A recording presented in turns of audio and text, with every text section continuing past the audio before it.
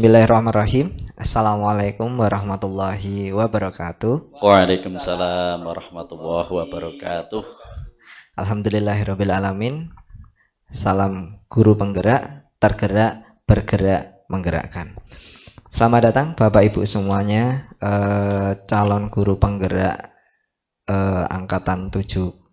Di sini perkenalkan kami dari calon guru penggerak angkatan 7 Kota Surakarta, wilayah Jawa Tengah, ingin mendemonstrasikan yaitu salah satu tugas demonstrasi kontekstual modul 2.3 mengenai praktek coaching. Perkenalkan, di sini nama saya Taufik Fajar Gumilang sebagai observer. Sebelah kiri saya ada Pak Yulianto yang nanti akan berperan sebagai coach. Yang sebelah kirinya lagi ada Bapak Sarwo Edi yang nanti akan menjadi coachi. Pertama, di sini langsung saja akan saya mulai praktek coaching. Di sini saya ingin menanyai mengenai apa sih yang akan nanti coach itu tanyakan kepada coachi, seperti itu. Nah, di sini saya ingin berbicara kepada coach terlebih dahulu, yaitu di sini selaku coach beliau Bapak Yulianto. Yang pertama, Bapak, yang mau saya tanyakan di sini ini nanti rubrik penilaian apa yang akan jenengan adakan pada waktu proses coaching ini? Ya, terima kasih Bapak Taufik untuk rubrik penilaian pada praktek coaching kali ini adalah rubrik penilaian yang mengacu kepada tahapan tirta. Tahapan tirta yang pertama itu untuk tujuan, kemudian yang kedua identifikasi, kemudian rencana aksi, dan yang terakhir adalah tanggung jawab. Itu rubrik penilaiannya Pak Taufik. Oh, iya. Terima kasih Pak Yuli. Tadi ada 4 ya Pak Yuli. Ada metode tirta, yaitu tujuan, identifikasi, rencana aksi, dan tanggung jawab, seperti itu. Sekarang Pak Yuli, yang kedua tentang menanyakan kompetensi coaching apa yang ingin Anda kembangkan di dalam nanti proses coaching tersebut. Iya, dalam proses coaching ini ada 3 kompetensi yang ingin saya kembangkan. Yang pertama adalah presence atau kehadiran penuh. Kemudian yang kedua itu adalah mendengarkan aktif. Kemudian yang ketiga adalah menanyakan dengan pertanyaan-pertanyaan yang berbobot. Jadi ada 3 kompetensi ini Pak Taufik yang ingin saya kembangkan di sini. Ya, berarti ada 3 ya Pak Yuli. Betul. Ya. Nah, sekarang lanjutannya Pak Yuli. Sebenarnya kompetensi mana yang secara spesifik itu yang Pak Yuli nanti ingin observasi? Oh ya, sebetulnya ketiga kompetensi ini saling berkaitan ya, saling berkaitan. Namun nanti yang lebih dominan, yang lebih spesifik, yaitu berkaitan dengan mengajukan pertanyaan-pertanyaan yang berbobot. Pertanyaan yang berbobot. Walaupun nanti ya itu nanti juga berkaitan erat sekali dengan apa itu yang pertama itu kehadiran penuh ya, kemudian mendengarkan aktif. Tapi nanti untuk yang spesifik itu nanti yang ini yang mengajukan beberapa pertanyaan yang berbobot gitu. Oh gitu. Berarti yang tadi tetap kita mengacunya kepada semuanya, cuman yang paling spesifik itu adalah pertanyaan yang berbobot. Gitu nggih Pak Yuli? Betul sekali. Lah di sini sekarang nih Pak Yuli, sebetulnya ketercapaian dari tujuan pengembangan yang dilakukan atau diinginkan oleh Pak Yuli selaku coach itu apa nggih? Tujuan kompetensi yang ingin saya kembangkan itu adalah saya berharap nanti coach itu nanti bisa menemukan permasalahannya, berikut bisa menemukan solusi terhadap permasalahan yang dihadapinya gitu. Jadi bisa menemukan bisa menemukan sendiri gitu. Oh, gitu. Ya. Jadi menemukan solusi sendiri dari permasalahan yang terjadi di lapangan. Iya, betul. Akan ada temanya nanti. Ini langsung saja tadi proses dari pertanyaan dari observer ke coach itu sudah selesai.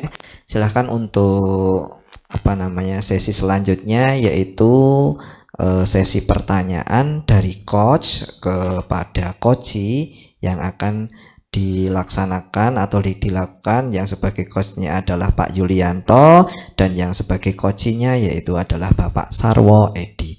Monggo waktu dan tempat kami persilahkan. Ya, terima kasih Pak Taufik. Assalamualaikum warahmatullahi wabarakatuh. Pak Edi. Waalaikumsalam warahmatullahi wabarakatuh, Pak Juli. Gimana kabarnya hari ini? Alhamdulillah sehat saya, Pak. Sehat. Sehat, tidak ada kekurangan suatu apapun. Mudah-mudahan Pak Juli juga begitu. Alhamdulillah. Keluarga gimana keluarga? Alhamdulillah semuanya juga sehat ini, Pak Juli. Oh Ya. Semoga kita selalu diberikan kekuatan ya Pak. Mudah-mudahan amin oleh Allah kesehatan, SWT. kekuatan. Betul. Diri kita, keluarga kita, Betul. sehingga kita bisa melakukan kegiatan atau aktivitas ya dengan sebaik-baiknya dan dinilai ibadah oleh Allah SWT. Iya, amin. Nah, gitu. itu harapan kita bersama, Pak Juli. Amin. Ya. Pak Edi, gini Yeah. kali ini kita akan mengadakan coaching, mengadakan coaching Yeah, gitu, yeah. mengadakan coaching. Ini kita mengadakan coaching ini berawal dari yang kemarin itu kan Pak Edi itu kan sempat menghubungi saya, Betul, sempat menghubungi saya, kepengen ngobrol sesuatu gitu ya. Ini berawal dari ini gitu ya. Kemudian Pak Edi kemarin sempat menghubungi saya, kepengen ketemu saya, kepengen ngobrol tentang sesuatu, Betul. Kok saya penasaran gitu, Pak? Saya penasaran sekali. Iya, kok janur gunung gitu loh ya. Pak Edi menghubungi saya gitu. Iya, betul. Permasalahan obrolan apa yang ingin Pak Edi sampaikan sih kepada saya gitu. Ya, betul Pak Juli, kemarin kan sempat WA ya dan Pak Juli itu berkaitan dengan saya ingin menyampaikan sesuatu, berkeluh kesah ya tentang permasalahan. Saya kan punya permasalahan ini Pak Juli tentang ekstrakurikuler. Ekstrakurikuler. Kebetulan di sekolah kami itu kan ya ekstrakurikulernya itu ada, tetapi menurut saya itu kan kurang maksimal ya. Menurut saya itu kan jadi di sekolah itu kan ada 3 hal pokok ya Pak. Ada pembelajaran kokurikuler, kemudian intrakurikuler dan ekstrakurikuler. Nah, ketiga-tiganya itu kan satu kesatuan, tidak bisa dipisahkan dipisahkan. Nah saat ini itu di sekolah kami itu kan kokurikuler ya dan intrakurikuler itu menempati ranking 1, ranking 2 gitu ya, terutama kaitannya dengan intrakurikuler ya, itu kan sudah pembelajaran tiap hari, terjadwal dan seterusnya. Kokurikuler kan juga demikian sebagai tambahannya. Nah, tetapi ekstrakurikuler itu kan butuh waktu begitu, tetapi kurang, menurut saya itu waktunya kurang. Ya itu Pak. Jadi saya memiliki permasalahan waktunya kurang karena memang siswa itu kan ekstrakurikuler sebagai tempat untuk penyaluran minat bakat dari siswa tersebut. Nah, kalau nanti minat bakat itu tidak disalurkan dengan tepat, dengan baik begitu, ya nanti akan membuat mungkin secara permasalahan psikologisnya itu akan terganggu begitu Pak. Oh gitu. Jadi di sekolah itu ada Pak ya, ada 3 kegiatan guys. Iya. Yang pertama itu yang sudah terjadwal intrakurikuler, pembelajaran, kemudian kokurikuler, kemudian yang ketiga adalah yang ekstrakurikuler. Untuk yang pertama tadi yang disampaikan oleh Pak Edi tadi, yang pertama untuk intrakurikuler nggak ada masalah. Nggak ada masalah. Kemudian untuk kokurikuler Juga enggak tidak ada masalah, masalah, ya. ya. Yang jadi masalah adalah tentang yang kegiatan yang ekstrakurikuler. Ya, ya, ya. Yaitu salah satu permasalahannya adalah kekurangan waktu. Betul. Padahal betul. ekstrakurikuler itu pembelajaran yang sangat penting juga untuk pengembangan bakat dan minat. Tapi sayangnya kurang waktu gitu Pak. Iya, betul itu. Jadi kurang waktu dalam kegiatan ekstrakurikuler ya. Baiklah Pak Edi. Kemudian Pak Edi kan ingin mengobrolkan permasalahan ekstrakurikuler tadi tentang kurang waktunya ini. Kemudian tujuan Pak Edi itu apa ya kira-kira? Kalau tujuan saya ya apa ya? Kegiatan ekstra. Jadi ekstra itu kalau di sekolah kami Pak, jadi saya cerita sedikit dulu. Jadi ekstrakurikuler di tempat kami itu sebenarnya banyak itu. Ya, lebih dari 30 jenis ekstrakurikuler ya. Ekstrakurikuler. Nah, dari masing-masing bidang-bidang ya, ekstrakurikuler itu ya itu kan sebagai sarana untuk penyaluran minat dan bakat siswa ya, siswa. Tetapi dalam hal ini saya pernah mendapatkan keluhan dari siswa bahwa Pak ini saya sebenarnya ingin masuk ini, tetapi waktu latihannya dan sebagainya kurang karena memang dari pagi sampai sore gitu sudah digunakan untuk kegiatan intrakurikuler tadi untuk pembelajaran yang sangat penuh begitu. Nah ini bagaimana itu? Nah oleh karena itu ya tujuannya semuanya keinginan minat bakat itu bisa tersalurkan gitu. Oke. Ya. Jadi tujuannya adalah supaya keinginan bakat siswa, minat itu bisa tersalurkan melalui kegiatan ekstrakurikuler. Berarti dengan menambah waktu gitu ya, dengan menambah waktunya. Yang selanjutnya Pak Edi, Pak Edi tadi sudah mengemukakan tujuan, sudah mengemukakan tujuannya. Pokoknya tujuannya adalah supaya nanti anak itu bakat dan minatnya itu tersalurkan dengan kegiatan kurikuler yang nantinya waktunya itu bisa bisa mencukupi. Ya betul, bisa mencukupi. Yang selanjutnya Pak Edi, kok di tempat Pak Edi itu sampai waktunya kok kurang? Kok sampai waktunya kurang? Nah, ini kira-kira mungkin Pak Edi bisa menyampaikan. Kok bisa-bisanya kurang itu gimana? Iya. Ini Pak Judi. Jadi di tempat kami itu kan sekolah swasta. Kemudian yang memiliki ciri khusus Islam. Ya, jadi punya ciri khusus ya. Terutama begini Pak, jadi tentang pendidikan agama ya, pendidikan kalau di sekolah umum kan ada PAI saja ya, tetapi di sekolah kami PAI itu ada beberapa di breakdown menjadi beberapa mata pelajaran, ada Quran, ada hadis, ada fikih atau syariah, kemudian ada akidah akhlak, kemudian ada bahasa Arab ya. Ini kemudian ada sejarah kebudayaan Islam. Nah, dari mapel-mapel itu tentunya kan dia memiliki jam pelajaran ya.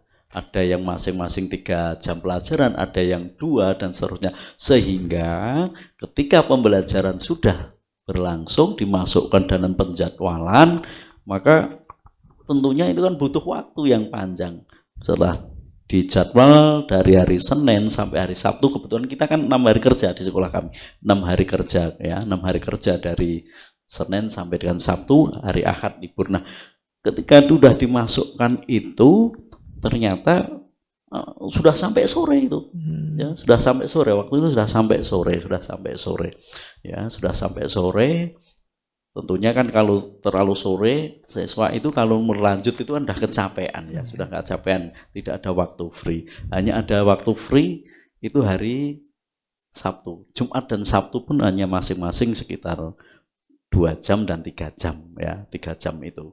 Nah itu permasalahannya di situ Pak Juli. Jadi pembelajaran agamanya, ciri khususnya itu kan banyak gitu ya, dana banyak itu.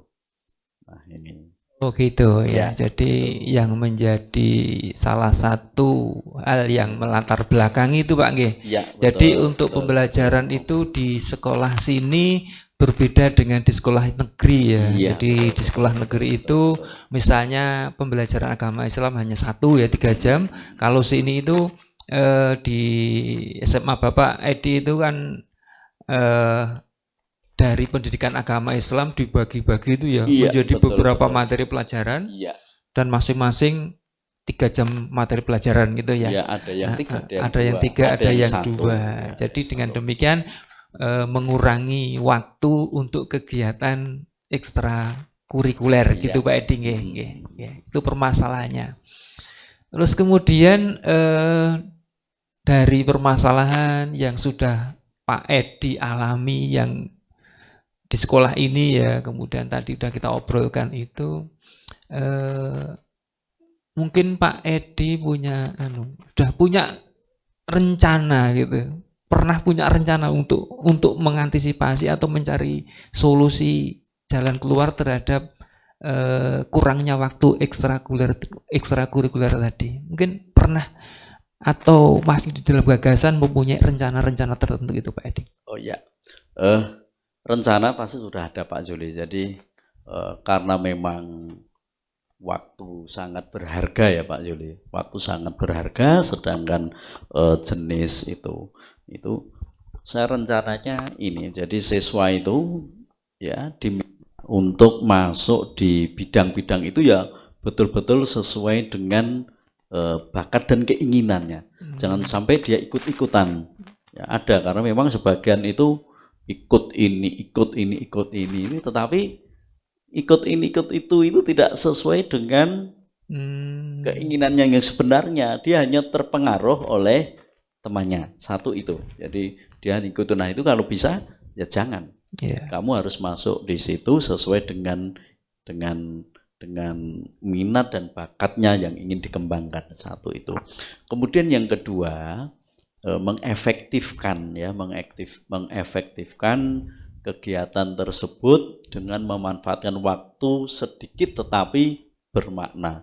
Ya, bermakna sebenarnya di setiap hari itu bisa, hanya memang anak itu kan kecapean ya. Anak kecapean yang bisa free itu Jumat dan Sabtu itu pun tidak banyak ya itu.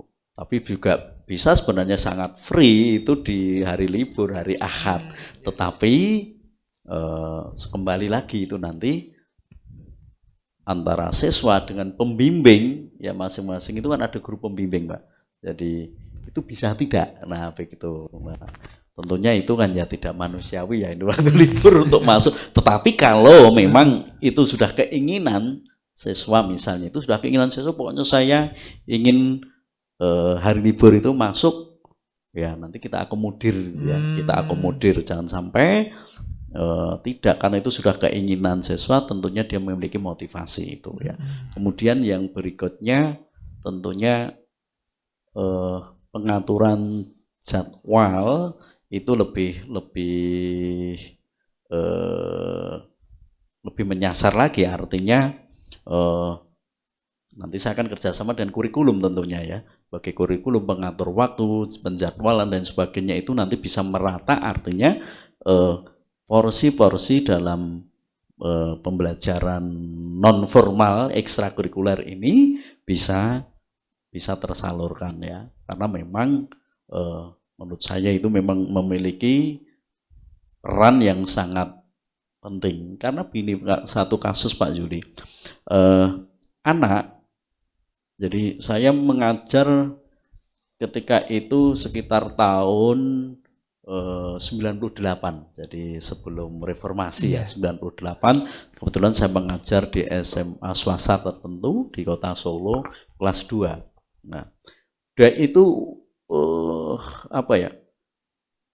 menjadi kembang bibir ya. Jadi guru-guru itu, wah ini loh, si A itu panjang luar biasa, jadi reaktif begitu ya, reaktif dan sebagainya, tidak mau diam. Hiperaktif. Ya, hiperaktif betul, gitu. hiperaktif itu. Nah, kemudian saat itu saya dekati, namanya Abdurrahman itu, ya Abdurrahman. Saya dekati, Mas kamu kok begini-gini, kamu begini-gini, ada apa sebenarnya kamu begini-gini. Nah ternyata setelah saya amati hariannya dan sebagainya itu ternyata saya mendapatkan jawaban dari temannya bahwa si Abdurrahman itu dia itu ingin sebenarnya untuk menyalurkan keinginannya. Dia senangnya kan sepak bola itu. Wah sepak bola. Sedangkan di sekolah tersebut kan tidak memiliki lapangan sepak bola. Gitu. Nah itu permasalahan kan dulu kan gitu, lapangan sepak bola. Akhirnya saya sampaikan kepada pihak sekolah bahwa ini itu kemudian terjadi interaksi, ada solusi, ya semua bergabung ke klub saja, ya bergabung klub saja. Nah akhirnya jadilah itu dia gabung klub dan ternyata dia itu menjadi pemain Persis Solo junior ketika itu. Nah ketika Persis junior itu sebagai pemain depan itu Pak, striker ya, pemain depan itu ternyata setelah itu tersalurkan kegiatan-kegiatan itu, ketika pembelajaran itu udah berubah sendiri Pak, yang semuanya hiperaktif, sudah lebih tenang. Kemudian pembelajaran yang lain itu yang nilainya terutama nilainya kurang itu bisa terangkat. Nah inilah yang menjadi titik temu ya. Jadi siswa yang hiperaktif kemudian itu kan butuh penyaluran untuk hiperaktifnya itu. Kemudian siswa yang dicap mungkin ya ini bodoh atau apa ya, itu ternyata sebenarnya jangan cepat-cepat mengambil itu. Perlu dicari tahu ternyata permasalahan itu bakat minatnya tidak tersalurkan sehingga menyebabkan yang lain terhambat. Tetapi ketika bakat dan kemampuannya itu disalurkan, menarik yang lain itu Pak. Itu kisah yang sangat inspiratif Pak ya. Iya, itu betul-betul yang kami hadapi, saya hadapi. Kisah yang inspiratif. Ternyata seseorang itu ketika bakat dan minatnya belum tersalurkan ya, betul. Itu kadang itu melakukan hal-hal yang dilihatnya itu kurang baik sebagai kompensasi itu ya, penyalurannya. Penyaluran. Ya. Jadi perlu sekali kita itu tetap memperhatikan anak ya Pak ya, tentang bakat dan minatnya gitu ya. Betul. Baiklah Pak Edi, ini tadi dari rencana-rencana yang disampaikan oleh Pak Edi ada banyak sekali. Untuk yang pertama yaitu apa tadi, berkaitan dengan kegiatan ekstra kurikuler tadi ya. Untuk yang pertama yaitu Pak Edi merencanakan untuk mengatasi permasalahan yang Pak Edi alami di sekolah. Pak Edi merencanakan yang pertama bahwa di waktu yang sangat sedikit sekali itu ya, waktu kegiatan ekstra itu, ini anak betul-betul disuruh memilih satu kegiatan ekstrakurikuler yang sesuai dengan bakat dan minatnya, betul-betul yang sesuai gitu ya, tidak ikut-ikutan ya, satu pilihan tetapi yang betul-betul sesuai dengan hati nuraninya gitu. Itu yang pertama Pak Di ya. Kemudian rencana yang kedua itu adalah mengefisienkan waktu gitu ya. Waktu yang sedikit ini kita manfaatkan dengan yang sebaik-baiknya. Kemudian yang ketiga juga mungkin rencana dengan menambahkan waktu Pak Nggih. Menambah waktu di hari libur gitu ya. Itu rencana ya, menambah waktu di hari libur bagi para siswa yang ingin mengembangkan bakat dan minatnya. Kemudian yang empat yaitu berkolaborasi dengan kurikulum untuk penjadwalan ulang gitu nggih. Jadi ada empat nggih, ada empat rencana kegiatan yang akan Pak Edi laksanakan dalam rangka untuk mengatasi permasalahan kurangnya waktu untuk kegiatan ekstrakurikuler. Gitu Pak nggih. Ya. Kemudian dari empat itu Pak Edi, dari empat itu kira-kira prioritasnya mana dulu itu ya? Empat ini. Kira-kira prioritas yang bisa dilakukan mana dulu itu? Ya. Dari empat-empat itu semuanya kan juga penting Pak. Itu kan saling berkaitan sebenarnya. Satu ini tidak bisa, kemudian yang lain kalau semuanya bisa berarti kan itu nanti bisa berjalan dan baik. Tetapi yang perlu saya prioritaskan itu yang pertama ya tentang pengefektifan waktu dulu. Ya, pengefektifan waktu, dan yang kedua betul-betul anak itu diminta mengikuti yang sesuai dengan bakat dan kemampuannya, ya. Ikut-ikutan itu yang lain, karena memang ada yang anak itu tertarik itu karena teman-temannya, kelompok belajarnya atau apa itu ikut ekstra yang itu, dengan dia sebenarnya tidak senang, tapi ya karena tertarik demi teman, demi konco, dia mengorbankan dirinya sendiri, pokoknya ikut. Tetapi nanti kan tidak maksimal itu Pak. Oh ya. Itu dua hal itu Dua hal ya yang dilakukan, ya. prioritasnya dua hal. Ya, dua hal. Satu yang tadi mengefisienkan waktu, kemudian yang kedua anak itu memilih kegiatan bakat dan minat, ekstrakurikuler itu betul-betul sesuai dengan keinginannya. Gitu. Ada dua hal itu ya yang menjadi rencana aksi dari Pak Edi gitu ya. Baiklah Pak Edi. Kemudian dari rencana yang akan Pak Edi laksanakan itu kira-kira mungkin kapan, mulai kapan itu akan dilaksanakan? Ya, karena ini kan sudah di akhir tahun pelajaran Pak. Ya. Oh iya. Ya rencana itu mungkin saya sampaikan di awal tahun pelajaran. Ya.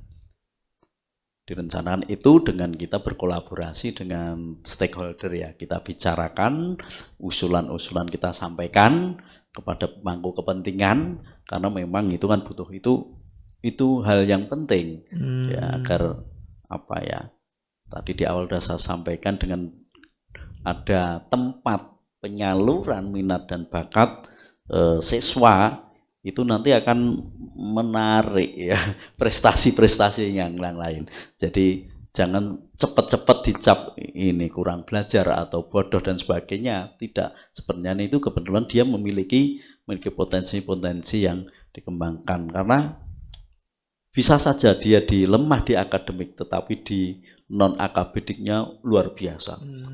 Dia juara karate tingkat nasional, bisa saja dia juara di bidang seni atau tari atau menyanyi atau bidang yang lain gitu, dikir dan sebagainya gitu Pak Jul. Oh ya, jadi minggu dilaksanakan rencananya sehabis semesteran ya. Betul.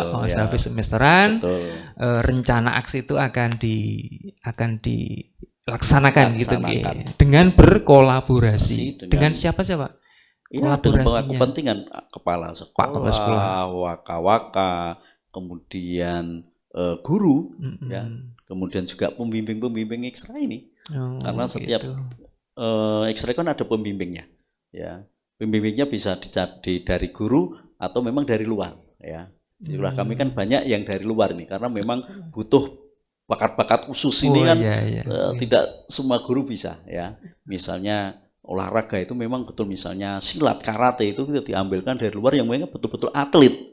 Kalau guru kan tidak atlet ya, karena guru itu kan pengajar, dia tidak atlet, ilmunya tahu, tetapi nanti kolaborasi dengan pelatih itu yang betul-betul atlet ya, dia pernah juara, pernah berpengalaman, itu kita ajak kolaborasi untuk itu. Nanti kolaborasi di samping kolaborasi itu dengan warga sekolah, juga kolaborasinya dengan di luar warga sekolah, para pelatih itu ya, para pelatih yang profesional gitu Pak. Betul. Baiklah Pak Edi, ini perbincangan kita itu memang sangat menarik sekali. Tidak terasa ini sudah 20 menit ya, sudah 20 menit berlalu. Mungkin untuk perbincangan kita kali ini, coaching kita kali ini kita cukupkan sekian dulu. Yang berikutnya nanti saya tunggu Pak ya. Nanti setelah semesteran dan sudah dilaksanakan 1 atau 2 minggu berikutnya nanti ketemu lagi. Berbincang-bincang lagi. Coba nanti sudah berhasilkah apa yang Pak Edi rencanakan? Ya, mudah-mudahan. Ya, mudah-mudahan. Demikian Pak Edi, semoga yang kita perbincangkan, yang kita obrolkan pada kesempatan kali ini bermanfaat bagi kita semuanya. Terima kasih Pak Edi. Terima kasih Pak Juli. Sampai jumpa pada coaching yang berikutnya. Mudah-mudahan nanti kita bertemu. Amin ya rabbal alamin. Terima kasih.